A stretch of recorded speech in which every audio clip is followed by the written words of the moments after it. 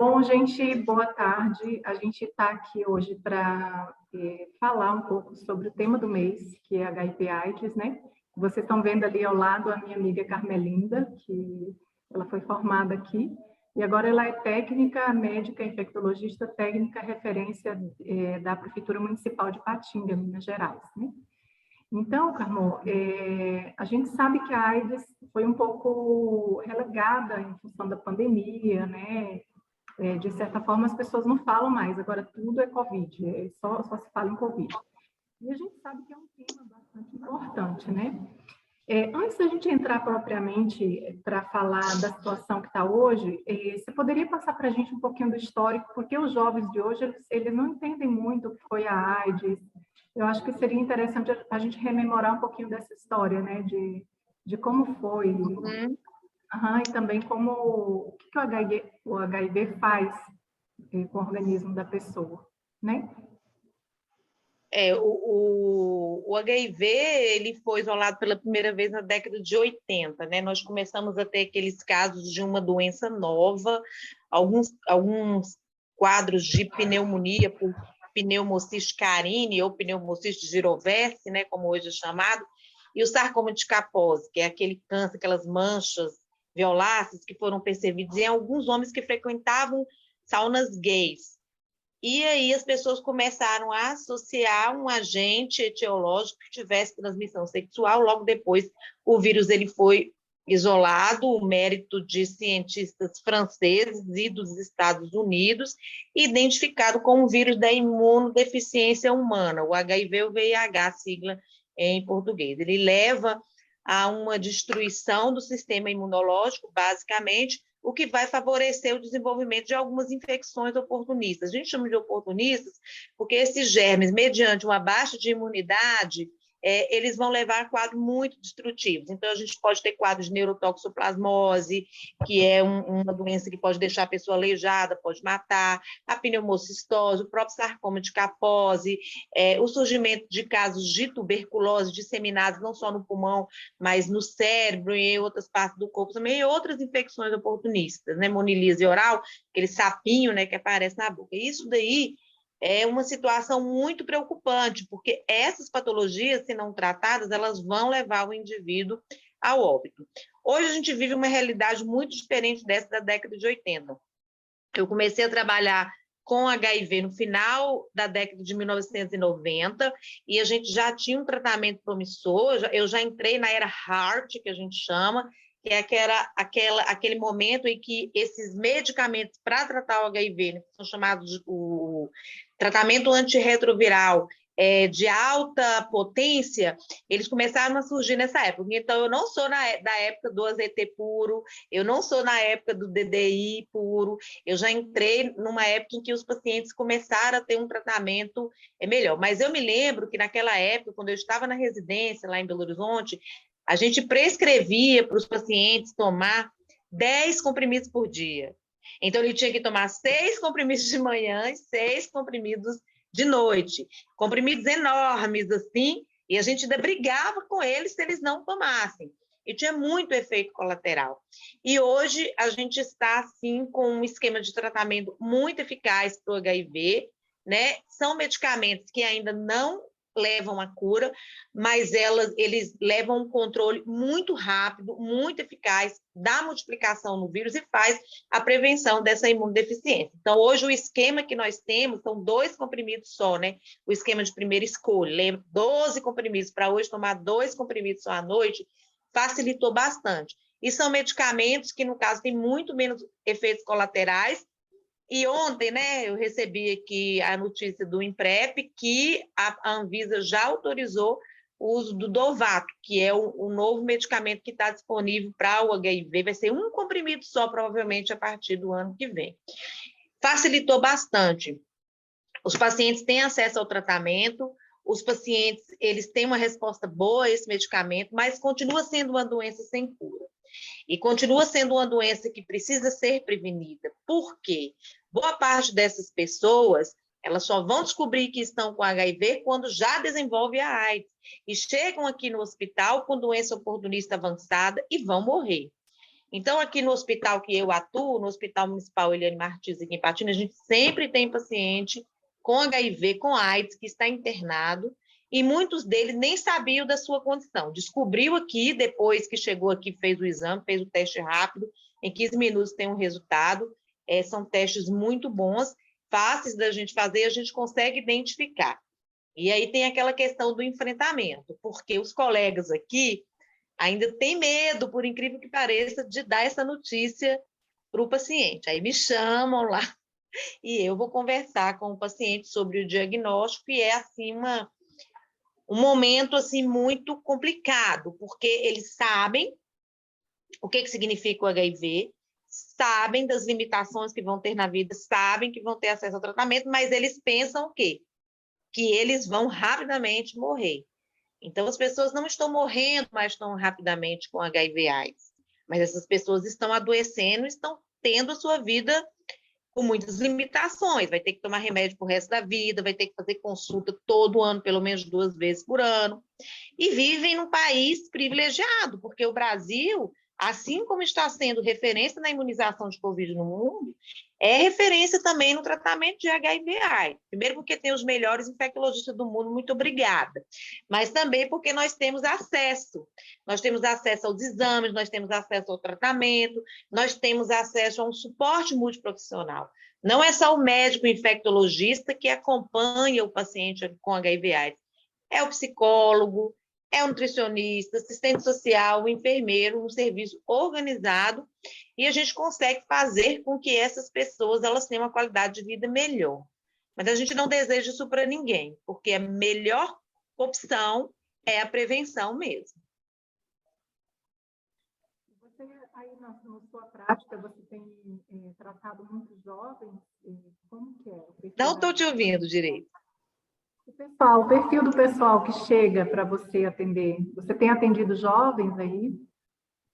Sim, nós temos atendido muitos jovens, inclusive o levantamento que foi feito com relação aos casos diagnosticados de HIV/AIDS, a nossa realidade, nesse ano de 2021, foi na faixa etária, basicamente, homens, né, de 20 até 40 anos, mais ou menos. Então, são pessoas jovens que estão se contaminando, o que é uma coisa assim que a gente se questiona onde é que nós estamos errando. Nós, enquanto profissionais de saúde, nós, enquanto pais, nós, enquanto educadores, porque esses meninos, eles já têm que entender os riscos que eles correm numa relação sexual desprotegida, né? Eles têm que saber que ele tem o risco do HIV, ele tem o risco da hepatite, ele tem o risco da sífilis. Nós estamos vivendo um problema seríssimo de epidemia de sífilis nesse país, muito sério, com altos índices, obviamente, também de sífilis congênita, e isso é um grande problema. Então, muitos meninos que chegam lá no meu consultório, com 18 anos, com 20 anos, dá vontade de dar um tapa na cara desses meninos. Porque os meninos, eles têm que saber que tem que fazer sexo com segurança. E o Brasil oferece, nós oferecemos preservativo masculino gratuitamente, preservativo feminino gratuitamente, gel lubrificante, né, para quem quiser fazer, tiver relação sexual com interrupcional, isso é muito importante, porque faz prevenção de ferimentos que vão favorecer a penetração do vírus. Nós temos terapia antirretroviral para que a gente chama de PrEP, né, que é a profilaxia pré-exposição. Nós temos a profilaxia pós-exposição. Nós temos a estratégia de testagem. Você quer saber qual é a sua condição? Procure a unidade de saúde, faça um teste rápido, vai ter o resultado em 15 minutos. E se você tiver o seu resultado positivo, você já vai ser orientado para um atendimento com um profissional capacitado, um psicólogo, para fazer toda essa demanda da parte emocional, um enfermeiro para fazer todas as orientações cabíveis, assistente social e o atendimento médico também. Então, nós temos todas essas ferramentas. Nós não estamos numa África subsaariana, onde as pessoas não têm acesso, na maior parte das vezes nós não temos acesso ao tratamento ainda. O HIV não é uma doença negligenciada aqui no Brasil. A AIDS, né? Então, assim, a gente precisa reforçar que, apesar de tudo isso, ainda existem pessoas que estão se contaminando e estão fazendo com que a sua vida mude muito rapidamente e mude para uma situação que eu não considero que seja ideal. Então, isso daí precisa, de fato, ser reforçado e ser conversado mesmo. Sempre tem aquela confusão, né? A pessoa que é portadora de HIV. Está conseguindo me ouvir? Agora sim. Deixa eu ver aqui se melhora. Melhorou agora? Melhorou. Bom, então, a gente sempre tem aquela dúvida, o que é a pessoa que é portadora do HIV e o que é a pessoa que realmente apresenta AIDS, né? Que ela tem AIDS. Seria interessante falar um pouco desses critérios, né? Quando que uma pessoa é considerada que está com AIDS, realmente? O HIV é o vírus da imunodeficiência humana, sigla inglesa dele, que vai levar a AIDS, que é a síndrome da imunodeficiência adquirida, é a doença propriamente dita. A gente só fala que o indivíduo está com a AIDS quando ele tem uma manifestação clínica da doença, aquelas manifestações que eu falei. Ou ela vai ter manifestação de neurotoxoplasmose, uma monilíase oral, ou então a tuberculose, uma pneumocistose, sarcoma de Kaposi, ou qualquer outra doença que a gente chama de doença definitora de AIDS. E também aqueles indivíduos que têm uma imunodeficiência muito avançada, pessoas que têm as suas células CD4, que são as células do sistema imunológico que são mais invadidas e destruídas pelo HIV. Se ela tem essa célula CD4 abaixo de 350, a gente também fala que ela é portadora da AIDS, da síndrome da imunodeficiência adquirida. Mas hoje, nós direcionamos o tratamento para qualquer pessoa, independente, qualquer pessoa que seja HIV positivo. Antes mesmo dela evoluir para a AIDS com manifestação clínica da doença, antes mesmo dela ter uma imunodeficiência muito avançada, a gente já está indicando o tratamento específico, independente da contagem CD4, independente de manifestação clínica. Tem um exame HIV positivo, a gente já começa o tratamento do vírus. Amor, e as pessoas que estão se tratando, tem muita gente que pensa que já não transmite mais o vírus, e tem uma dúvida nisso aí, né? Porque com a carga viral muito baixa, a pessoa acha que já pode sair por aí fazendo sexo sem proteção. Enfim, como que é isso? Explica um pouco para a gente. A carga viral, quando ela está indetectável, o risco de transmissão, de fato, ele é praticamente nulo. Mas, mesmo assim, a gente recomenda e reforça o uso do preservativo, sim, nas relações sexuais. Juntamente com as outras estratégias que eu citei aqui, ela é muito fundamental para a gente manter esta que é a maior pandemia de todos os tempos sob controle, cada vez mais sob controle. Eu queria só comentar, gente, que a gente vai estar com a Rízia aqui também, né, com a gente. Ela já está entrando aí, né, Rízia, que vai falar um pouco sobre a política. Já bem-vinda, Rízia. De HIV/AIDS aqui na região oeste. Ela hoje está trabalhando com a DIRES e vai passar também para a gente os números aqui da nossa cidade, né, da região, como é que está a questão da detecção, o número de portadores, porque é muito importante a gente entender que essa não é uma realidade de grandes centros e não é uma coisa que está longe da gente. Daqui a pouco a gente vai, então, conversar com Rízia, além de conversar com a doutora Carmelina. Bom, continuando o nosso papo, a pergunta seguinte é assim, quando um casal, né, eu gosto de uma pessoa, não queria usar camisinha, é um casal jovem, o que você recomenda fazer nesses casos? Bom, a gente tem a estratégia de testagem, que é muito bacana. O casal pode procurar fazer os exame de testes, né, rápido, na unidade de saúde, para saber se de fato estão limpos, né, como eles falam, se o exame for negativo. Isso é muito importante. A questão também de se ter confiabilidade, porque precisa ser um relacionamento monogâmico para garantir essa proteção, que é extremamente importante. E só lembrando que o uso do preservativo também ele previne de uma gravidez indesejada. Então, para o casal jovem, é muito importante estar olhando todos esses fatores e começar essa vida sexual com muita responsabilidade. E quando você usa o preservativo, você também está fazendo prevenção das outras ISTs, que nós não temos teste rápido para elas, né? Disponível na unidade de saúde. Você está fazendo prevenção de HPV, você está fazendo prevenção de gonorreia, você está fazendo prevenção de clamídia. Então, o uso do preservativo e esse comportamento monogâmico, né? Nada de promiscuidade sexual, são fatores extremamente importantes, junto com a estratégia de testagem, para que a gente possa, de fato, ter um bloqueio ao máximo possível nessa cadeia de transmissão do HIV, AIDS e das outras ISTs também.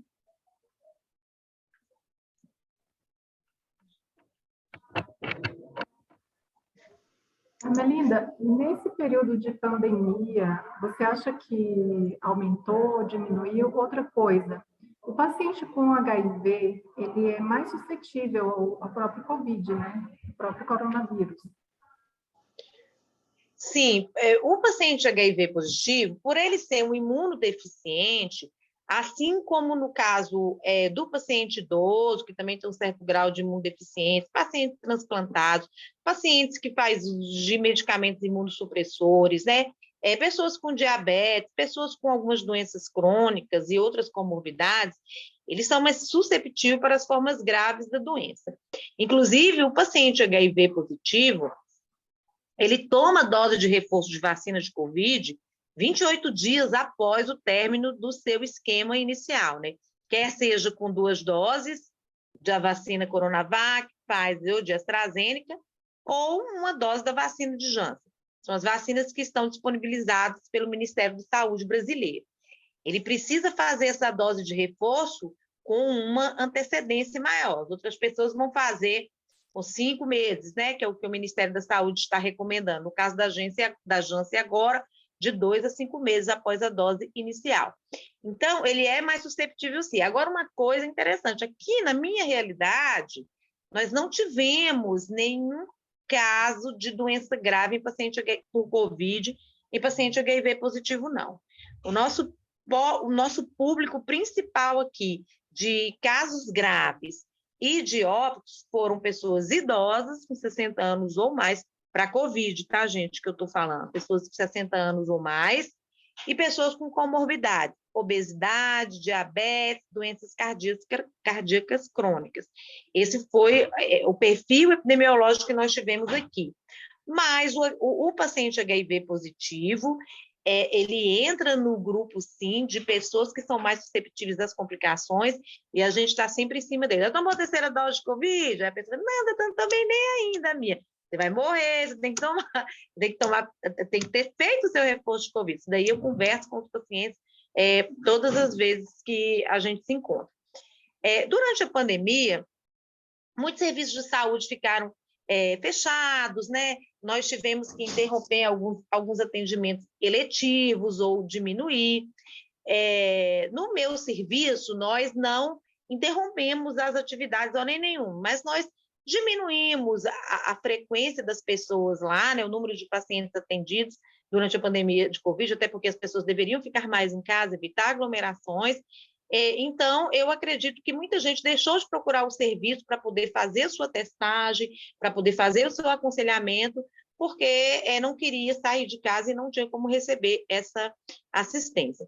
Então, talvez nós tenhamos uma subnotificação de caso mesmo, até mesmo subdiagnóstico também do HIV durante esse período, em virtude de todas essas consequências que representa a maior pandemia de todos os tempos, então, que a Carmelinda, humanidade já enfrentou. O HIV, ele pode pegar qualquer pessoa, né? E eu queria que você desse um recadinho para esse pessoal aqui de Santa Rita, para o jovem daqui, falasse um pouco que recadinho você teria para eles. Nós iremos conversar com Rízia daqui a pouco para saber a realidade da nossa cidade, mas eu gostaria de saber o que você recomendaria. A gente precisa lembrar que o HIV/AIDS ele representa a maior pandemia que a humanidade tem enfrentado em todos os tempos. Então, assim, o HIV, apesar de nós termos muito preconceito com esse vírus, ele não tem preconceito com ninguém. Pessoas brancas, negras, ricas, pobres, que moram nas capitais, que moram numa cidade como Santa Rita de Cássia, que inclusive é muito próximo de Brasília, muito próximo de Barreiras, que já são grandes centros, né? Pessoas que têm relação homossexual, heterossexual, bissexual, se não tomarem as medidas cabíveis de prevenção, vão se contaminar. E é uma doença que fica silenciosa durante anos, a pessoa não sabe que está contaminada, e você pode encontrar aí, durante uma festa, a mulher mais bonita e gostosa do mundo, ou o homem mais lindo que você já viu. Não está escrito na testa de ninguém que essas pessoas são portadoras do HIV e de qualquer uma outra doença infecto-contagiosa de transmissão sexual. Então, a melhor forma de nós evitarmos isso é a prevenção. É a prevenção com o uso do preservativo de forma adequada em todas as relações sexuais, a estratégia de testagem, procurar uma unidade de saúde, faça o seu teste, conheça a sua condição, para que você possa fazer o seu tratamento. Faça sexo seguro, faça sexo com responsabilidade. Isso é uma coisa muito boa. E isso é uma mensagem que a gente sempre precisa estar levando adiante. A responsabilidade da sua segurança, a responsabilidade da sua saúde, só depende, antes de tudo, de você. Eu tinha outra pergunta. Vamos imaginar que, por uma ocasião, a pessoa, enfim, se expôs ao risco, né? Passou uma noite com uma pessoa indevidamente, e aí fica com muito medo, né? Qual seria a primeira providência? O que ela pode fazer nesse caso? O Brasil oferece a profilaxia pós-exposição. Se a pessoa realmente teve esse comportamento de risco, ficou com medo de se contaminar pelo HIV, as unidades de saúde, elas podem oferecer esse coquetel que a pessoa vai tomar durante um mês. Ele tem que começar o seu uso até 72 horas após essa exposição, além de fazer alguns outros exames para estar acompanhando e ver se, de fato, se contaminou ou não, ou conseguiu fazer a prevenção com o uso desse medicamento. É o que a gente chama de profilaxia pós-exposição, que é disponibilizado pelo Ministério da Saúde brasileiro. Ok, Carmelinda, eu queria te agradecer. Se você puder ainda continuar com a gente um pouquinho, que a gente vai conversar com Rízia sobre a situação de Santa Rita. E à medida que for tendo alguma questão que você queira falar, queira intervir também, né, você pode falar.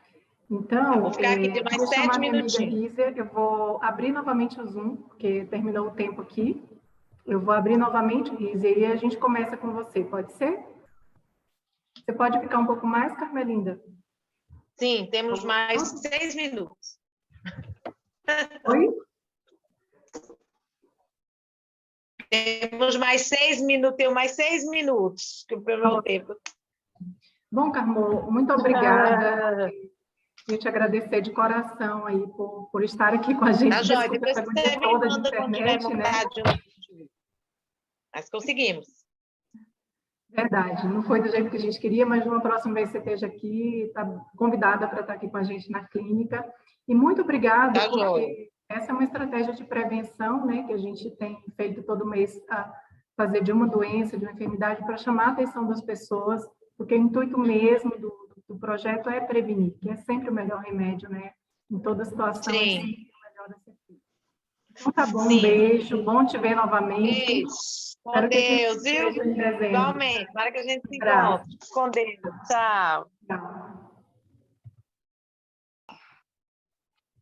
Bom, pessoal, então, dando continuidade, né, à nossa campanha de dezembro, que é a prevenção de HIV/AIDS, nós estamos aqui agora com Rízia, que é fisioterapeuta, que também sempre trabalhou com essa parte de vigilância em saúde, hoje está na DIRES e tem algumas informações importantes sobre como está a situação do HIV/AIDS aqui na nossa região. Então, boa tarde, Rízia, como é que você está? Tudo bem? Múzia, boa tarde, né? Tudo bom, estamos aí na luta, né? Muito feliz com a iniciativa de vocês, da Equilíbrio, da gente estar falando, né, sobre esse tema tão importante, que é o Dezembro Vermelho Fim, né? Enfim, como é que está a situação da nossa situação epidemiológica do município em relação à AIDS, ao HIV/AIDS? Então, enquanto referência técnica, né, lá do Núcleo Regional de Saúde Oeste, a gente tem acesso a alguns, né, dados no que diz respeito à questão de notificações, né, de casos novos de HIV. É, se a gente também, que felizmente eu não consegui isso a tempo, porque na verdade a gente fala pessoas que convivem com HIV, né? Eu teria como conseguir esse número lá no Centro de Testagem e Aconselhamento. Mas o que eu posso falar em relação ao número de pessoas, né, que têm buscado o serviço de saúde para fazer o diagnóstico de HIV, é que a gente vem numa série histórica aqui no município de Santa Rita, com a média de 1, 2, no máximo 3 casos que iniciam o tratamento para HIV por ano, né? E a gente lembra aqui que esse tratamento ele é feito apenas, os pacientes são referenciados para Barreiras, para o CTA, que fica ali ao lado do Leonídia Aires, né? Mas o que nos chamou a atenção é que em 2020 a gente teve um salto significante no número de casos novos. Então, o ano passado, 14 pacientes iniciaram o tratamento para HIV. Isso é um dado assim que a gente é bastante preocupante, porque a gente tem aí um aumento da curva, né, num ano de pandemia. Embora a gente sabe que esses pacientes, eles provavelmente não tenham adquirido a doença, né, nesse período, eles apenas conseguiram o diagnóstico nesse ano. Então, Carmelinda falou muito bem, doutora Carmelinda, em relação às políticas de saúde que hoje o Estado da Bahia e o Ministério da Saúde têm, que a gente chama que são medidas de prevenção, que é o uso de preservativo, né? Então, a relação sempre protegida, a testagem rápida, que é disponível hoje em todos os serviços de saúde, que isso favorece o diagnóstico precoce, né? E a questão de você sempre estar buscando aquelas outras alternativas, as outras práticas, na verdade, seguras que a Carmelinda falou, né? Evitar a multiplicidade de parceiros, lembrar que o uso do preservativo, que a gente evita hoje estar falando, né, em preservativo feminino e masculino, a gente fala preservativo externo e interno, né? Por conta daí dessa questão de que hoje com a questão do gênero, né, pacientes transexuais, então, para a gente estar evitando esse tipo de nomenclatura, né?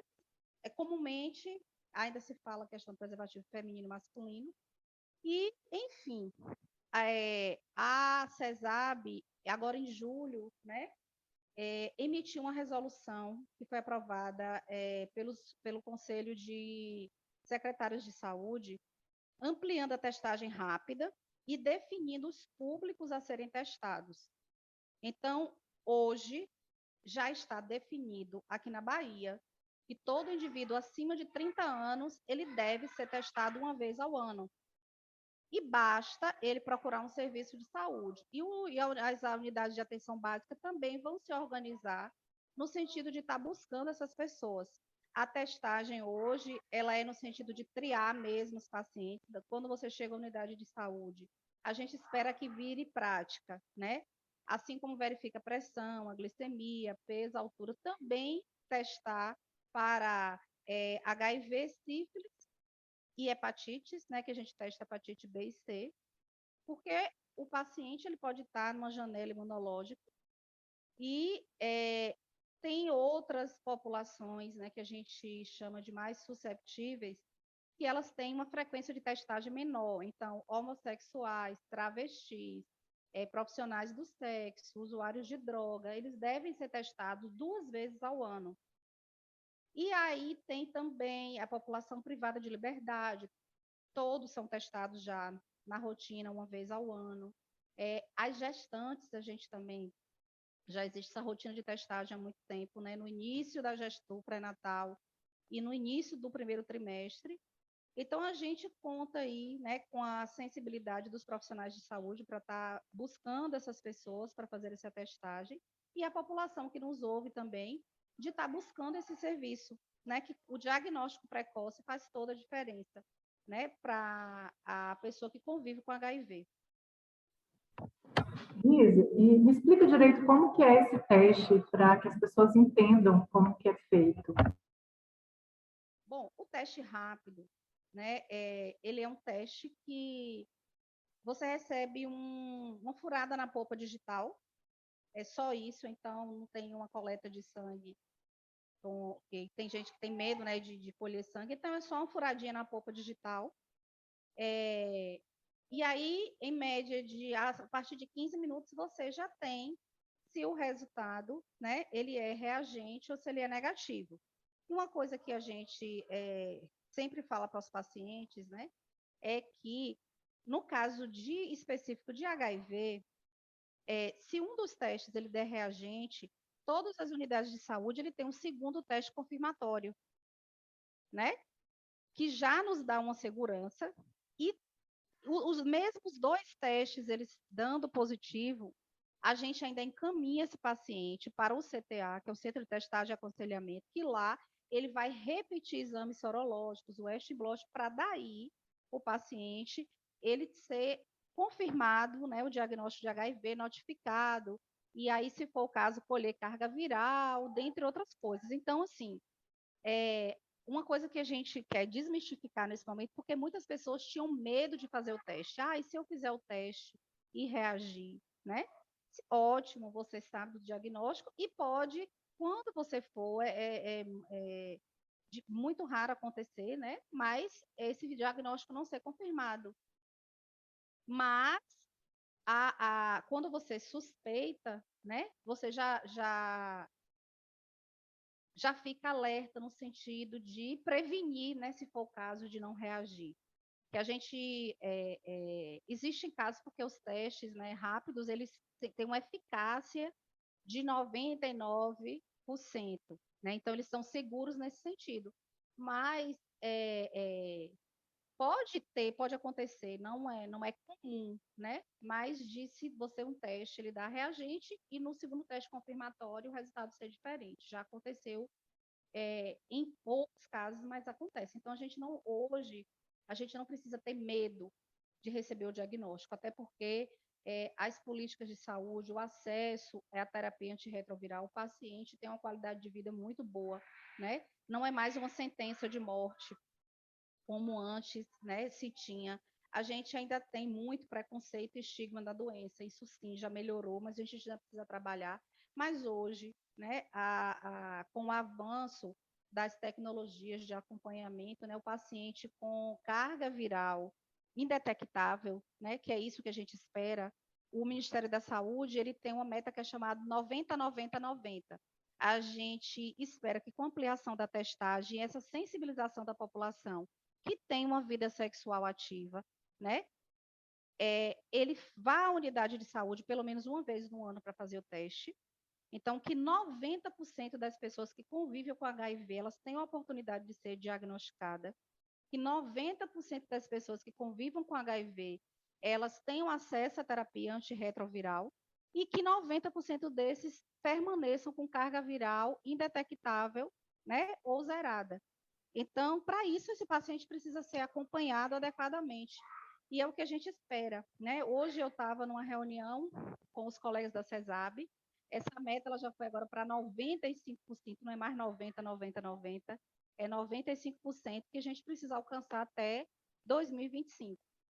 Mas mesmo com todas essas políticas de saúde, o que a gente espera mesmo é que a população tenha esse discernimento, né, da relação protegida e com segurança. A doutora Carmelinda falou, né, um pouco da questão da profilaxia pré-exposição, que ela agora, certamente a partir do próximo ano, porque a equipe do CTA de Barreiras e Luiz Eduardo, que são os 2 municípios que têm CTA aqui na nossa região oeste, eles foram capacitados, agora encerraram o treinamento essa semana, inclusive, para fazer essa capacitação para as equipes de atenção básica, né? Para o que é essa profilaxia pré-exposição? É aquele paciente que ele ou convive com um paciente soropositivo, ou ele é exposto, né? Exposto em que sentido? É trabalhador do sexo, né? Tem multiplicidade de parceiros, tem homossexuais, travestis e outros, né, eles podem optar em estar usando a medicação diariamente para, se ele for, né, exposto ou tiver contato com o vírus, ele não venha a se contaminar. A profilaxia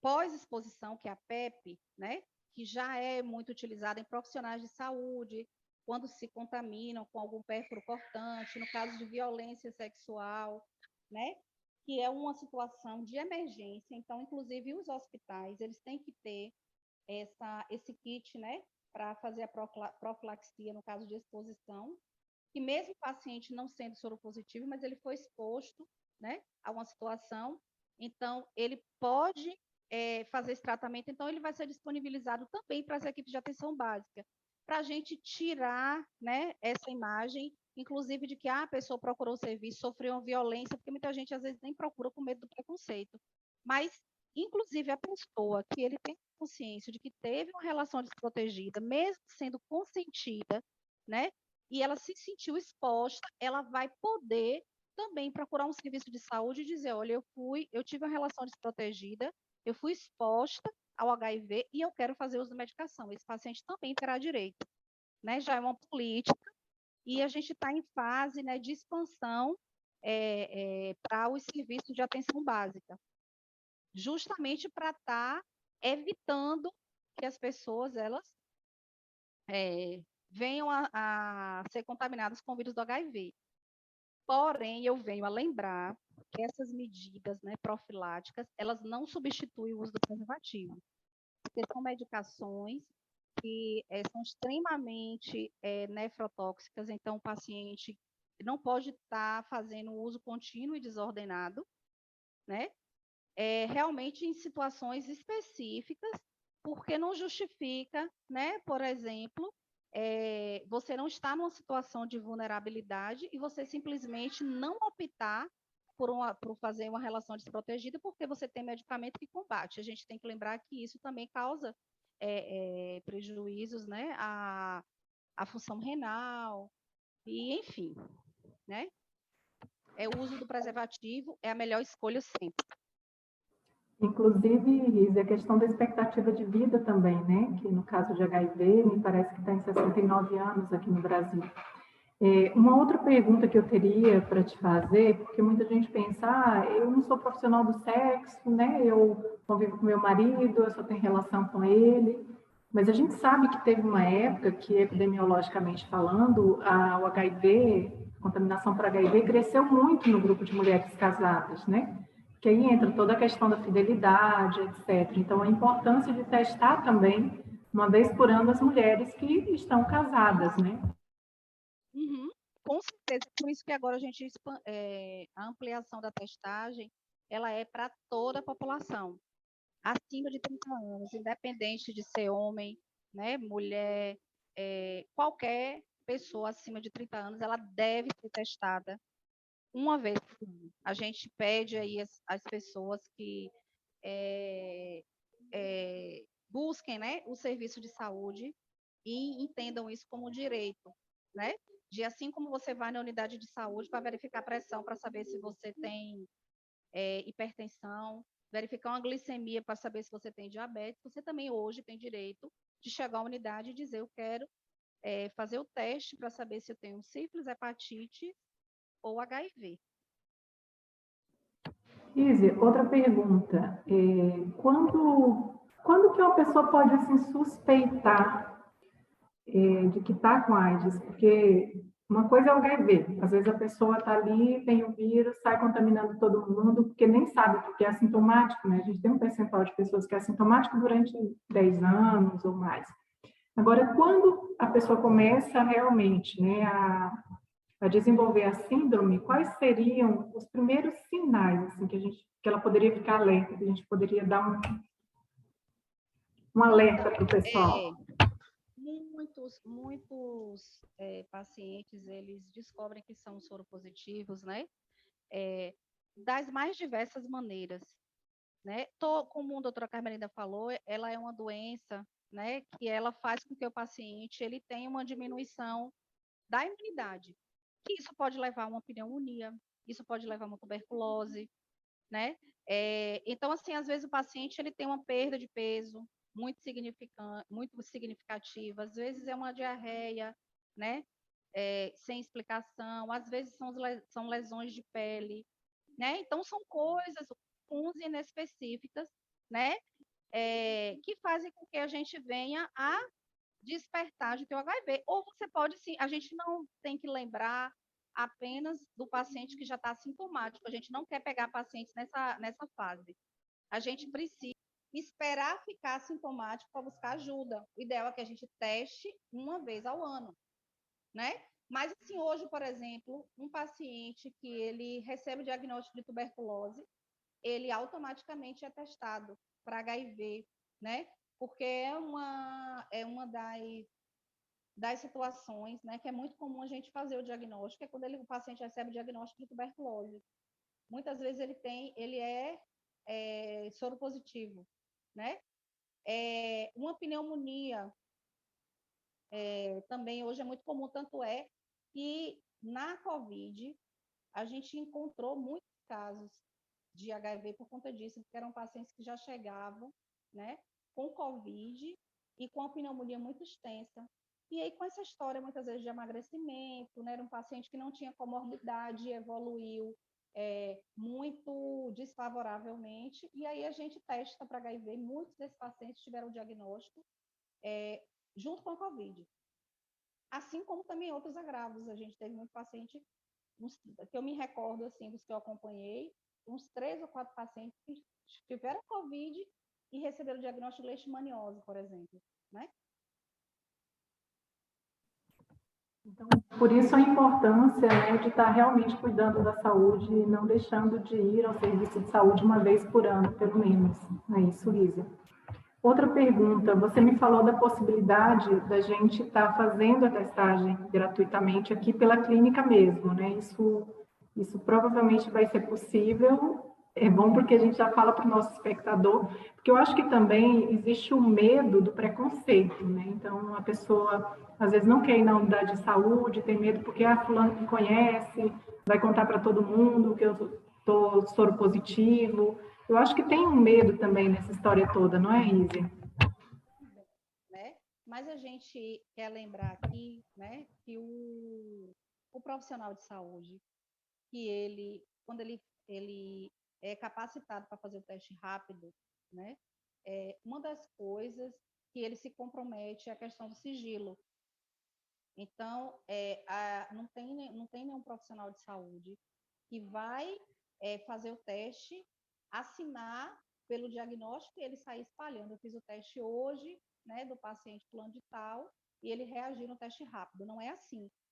Minha gente, tem uma outra estratégia também. Tudo isso é política de saúde que eu não comentei, que é a questão do autoteste, né? O autoteste também é uma ferramenta de teste rápido que o Ministério da Saúde tem disponibilizado para que o próprio paciente ele pode retirar até 5 testes para ele oferecer para os parceiros dele. E é um teste, como o próprio nome diz, autoteste. Então, ele mesmo vai fazer, ele mesmo vai interpretar o exame, né? E trazer para o serviço de saúde, né, o resultado. Isso porque justamente para a gente pegar essas pessoas que não querem ir ao serviço de saúde, ou tem medo, ou tem receio, né? E assim, aí você me pergunta, aí qual é a garantia, né, que esse paciente vai voltar para falar o resultado, né? Qual é a garantia que a gente tem de um paciente que testou no teste rápido, que ele vai buscar ajuda no CTA? Né? O paciente ele tem que ter essa consciência de que ele precisa ser acompanhado. Hoje, o paciente que ele faz acompanhamento com terapia antirretroviral, né? Ele pode, inclusive, fazer um planejamento familiar, né? Então, se ele está com carga viral indetectável, né? Com acompanhamento de CTA, ele pode, né, ter uma relação desprotegida para que ele possa, se for a mulher ou o homem, né, ele ter filho, né? Então, tudo isso a gente tem que falar para a população da importância desse diagnóstico precoce. O que nos tem preocupado é que hoje a faixa etária, né, mais incidente de casos novos é na faixa etária de 20 a 29 anos. Vocês imaginem isso aí, né? Então, a população jovem realmente é uma população que está bastante vulnerável.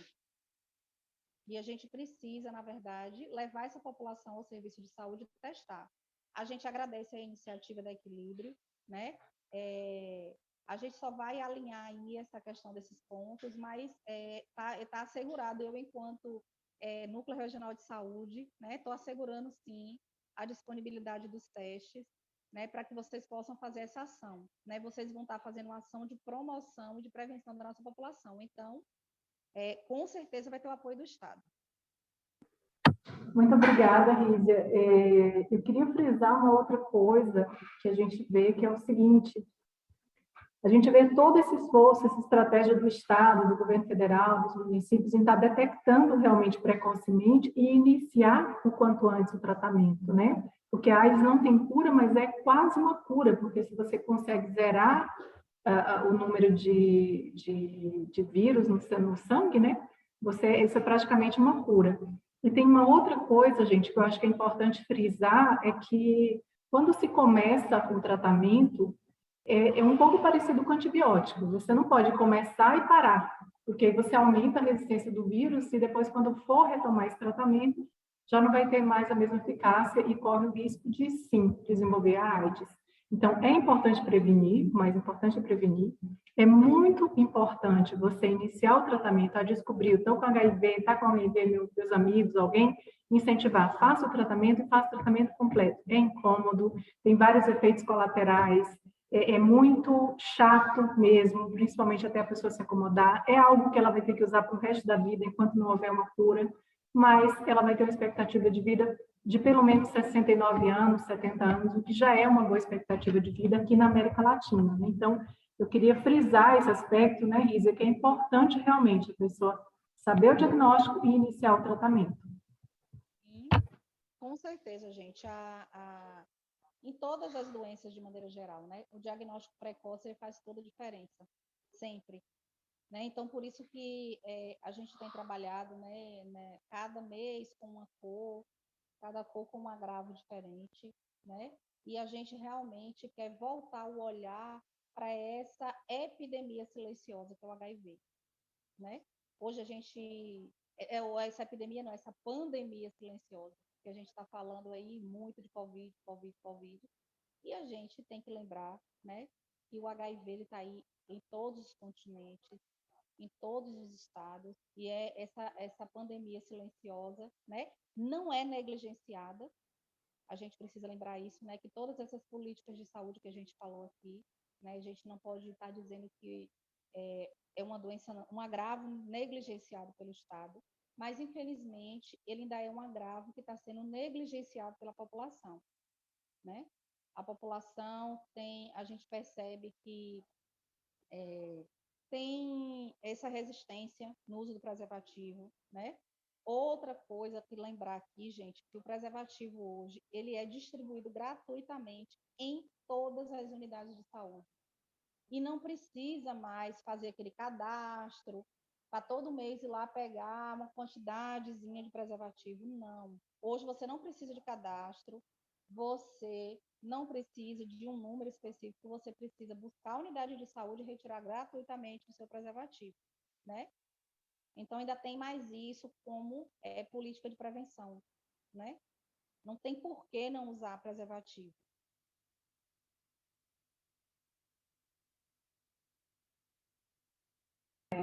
Ok, Lisa, eu queria te agradecer muito por ter aceitado o nosso convite. Né? Esperamos aí, dentro em breve, a gente começar com essa ação em parceria com o Estado para ter mais uma ação em defesa da vida, em defesa do direito das pessoas de poderem ter acesso ao teste gratuitamente, né? Para que a gente, de fato, previna. É o recado que a gente quer deixar no Equilíbrio, que prevenir é sempre o melhor remédio. Então, eu queria deixar um abraço para você e muito obrigada por ter estado aqui com a gente hoje. Pronto, eu que agradeço o convite, Romúzia. Peço desculpas, né?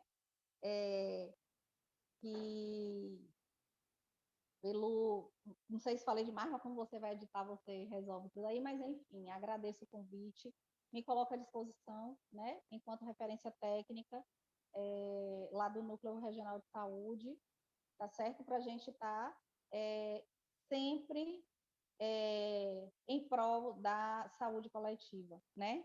E esse mês a gente está aí, né, nessa luta contra o HIV. Um abraço a todos, tá certo? E parabéns pela iniciativa. Obrigada, Riz, um abraço.